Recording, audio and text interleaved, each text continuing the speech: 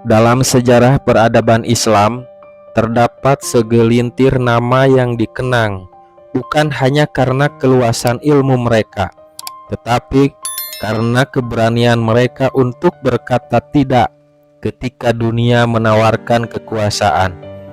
Mereka adalah ulama sejati, penjaga warisan nubuah yang tak hanya mengajar dari atas mimbar, tetapi juga berdiri kokoh sebagai benteng akhlak dan keadilan. Salah satu dari mereka adalah Imam Abu Hanifah, seorang pemikir, pedagang, dan ahli fikih yang keilmuannya menembus zaman, tetapi juga seorang pejuang moral yang rela dipenjara dan wafat dalam kesendirian karena menolak tunduk kepada penguasa dolim. Nama lengkapnya adalah Nu'man bin Sabit. Beliau dikenal sebagai pendiri madhab Hanafi, madhab fikih terbesar dan paling luas dianut di dunia Islam hingga hari ini. Tapi siapa sangka, di balik pengaruhnya yang meluas, ada kisah perjuangan, penderitaan, dan keteguhan yang sangat luar biasa. Tapi sebelumnya saya harap tonton kisah ini sampai selesai, supaya pesan moral dan hikmah dari cerita ini tidak terlewatkan. Dan jangan lupa tekan like, share, dan subscribe untuk terus mendukung channel ini. Langsung saja ke ceritanya. Imam Abu Hanifah lahir di Kufah, Irak pada tahun 80 Hijriah atau 699 Masehi, di tengah-tengah zaman penuh gejolak. Kota Kufah saat itu adalah pusat intelektual dan ideologis. Di sanalah tempat berkumpulnya para ulama hadis, fikih, dan teologi. Ia tumbuh dalam keluarga non-Arab, keturunan Persia yang dikenal saleh dan taat beragama.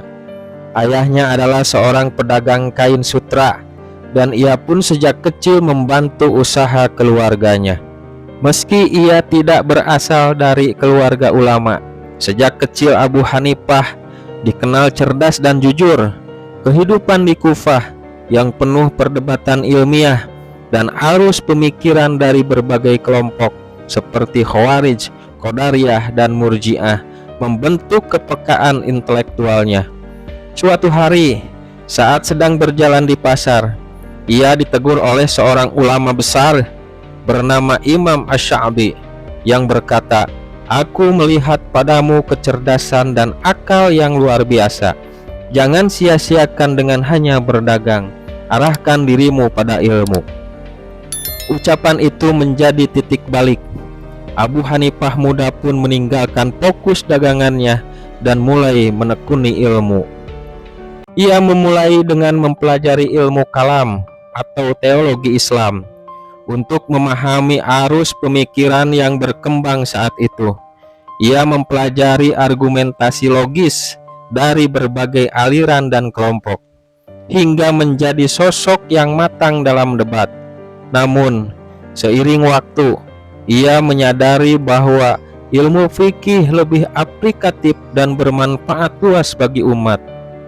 Maka, ia pun berguru kepada Hamad bin Abi Sulaiman, seorang murid langsung dari Ibrahim An-Nakhai yang bersambung ilmunya kepada Abdullah bin Mas'ud, sahabat Nabi yang sangat faqih. Abu Hanifah menjadi murid Hamad selama 18 tahun, bahkan menolak tawaran menjadi pengganti gurunya sebelum sang guru wafat.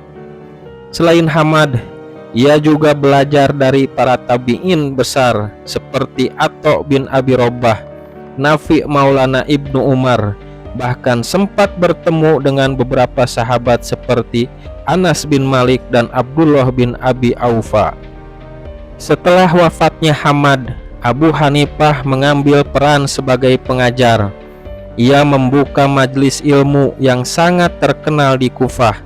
Majelis itu tidak hanya berisi ceramah satu arah, tapi diskusi terbuka yang penuh argumentasi. Metode ijtihadnya sangat logis, sistematis, dan berbasis prinsip qiyas atau analogi hukum, dan istihsan atau pemilihan yang lebih maslahat. Ia menyusun prinsip-prinsip hukum berdasarkan teks Al-Quran dan hadis yang kuat, kemudian memperluas hukum dengan analogi yang rasional dan kontekstual. Ia sangat berhati-hati dalam meriwayatkan hadis, tak seperti ulama lain yang meriwayatkan ribuan hadis. Abu Hanifah hanya meriwayatkan sekitar 11 hingga 17 hadis karena ia sangat selektif dan memastikan keabsahan sanadnya.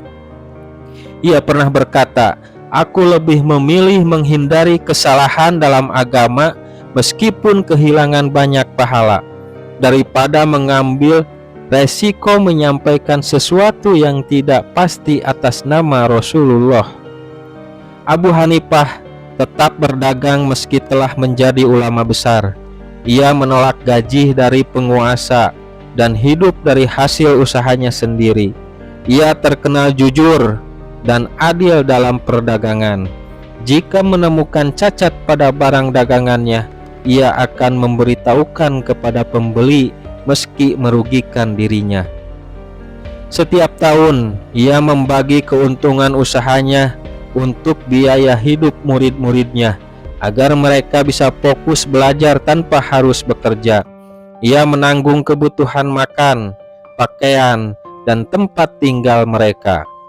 Sikap dermawan dan kejuhudannya menjadi teladan. Ia tidak ingin kekayaan dunia mengikat hatinya, dan ia pernah berkata, "Ilmu tidak akan bertahan dalam hati yang tergoda oleh dunia." Pada masa kekuasaan Khalifah Al-Mansur dari Bani Abbasiyah, Abu Hanifah ditawari jabatan sebagai Qadhi Agung atau Hakim Tinggi Negara. Namun, ia menolak dengan alasan bahwa ia tidak layak dan khawatir tidak bisa menegakkan keadilan di bawah tekanan penguasa. Penolakan ini memancing amarah Al-Mansur. Abu Hanifah dituduh memberontak dan akhirnya dipenjarakan. Di dalam penjara, beliau tetap mengajar dan menasehati sesama tahanan. Di sanalah beliau menderita, disiksa, dan akhirnya wafat dalam usia 70 tahun pada tahun 150 Hijriah. Sebagian ulama berpendapat bahwa beliau diracun dalam penjara. Wafatnya Imam Abu Hanifah justru menjadi simbol kebesaran moral. Ribuan orang menghadiri jenazahnya. Bahkan karena banyaknya pelayat, sholat jenazah untuknya dilakukan berkali-kali selama berhari-hari.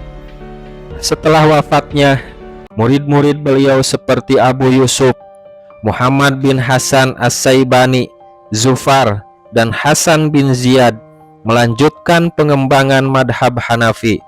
Mazhab ini menjadi madhab resmi di era dinasti Abbasiyah, lalu meluas ke India, Asia Tengah, Turki Utsmani, Mesir, Sam, dan Balkan. Keunggulan madhab Hanafi adalah kelenturan dalam menghadapi kondisi masyarakat yang berbeda-beda, serta argumentasi hukum yang kuat dan terstruktur. Imam Syafi'i pernah berkata tentang Abu Hanifah, "Siapa yang ingin mendalami fikih, maka hendaklah ia berguru kepada anak murid Abu Hanifah." Imam Abu Hanifah adalah sosok yang tidak hanya dikenang karena madhabnya, tapi juga karena keteguhan hati, kemurnian niat, dan keberaniannya menghadapi penguasa demi menjaga integritas agama. Ia tidak mewariskan istana, bukan panglima perang, bukan pula raja, tapi namanya hidup dalam hati para pecinta ilmu hingga hari ini. Ia mengajarkan bahwa seorang ulama sejati tidak boleh menjual ilmunya kepada dunia, dan bahwa keberanian berkata tidak lebih berharga daripada 1000 fatwa yang memuaskan penguasa. Maka ketika kita menyebut nama Abu Hanifah, kita tidak hanya mengingat seorang ahli fikih, tapi juga lambang integritas ulama dalam sejarah Islam. Semoga kita bisa mengambil teladan dari kehidupannya dan menjadikannya ilmu sebagai jalan untuk mendekatkan diri kepada Allah bukan alat untuk meraih dunia. Jika Anda suka kisah seperti ini, jangan lupa like, share, dan subscribe, karena masih banyak kisah ulama dan sahabat Nabi yang akan menginspirasi kita dalam menjalani hidup yang lebih bermakna dan mendekatkan diri kepada Allah. Sampai jumpa di kisah selanjutnya insya Allah. Wassalamualaikum warahmatullahi wabarakatuh.